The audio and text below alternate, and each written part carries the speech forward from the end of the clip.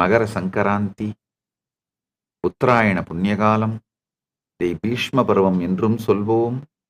திருவண்ணாமலையிலே அண்ணாமலையார் சூரியனுக்கு அருள் செய்து சூரிய பூஜை ஏற்றுக்கொண்டு திருவூடல் உற்சவம் செய்தருளி கிரிவலம் செல்லும் உற்சவம் நடக்கும் நன்னாள் மற்றும் சனாதன இந்து தர்மத்தோடு மிகவும் நெருக்கமான தொடர்புடையது இந்த மகர சங்கராந்தி உத்தராயண புண்ணியகாலம்.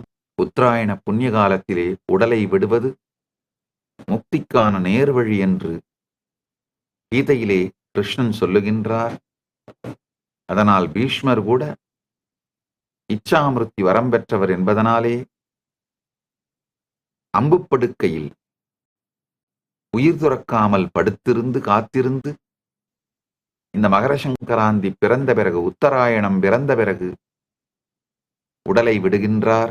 அதனால இந்த மகர சங்கராந்திக்கு பீஷ்ம பருவம் என்று கூட ஒரு பெயர் உண்டு.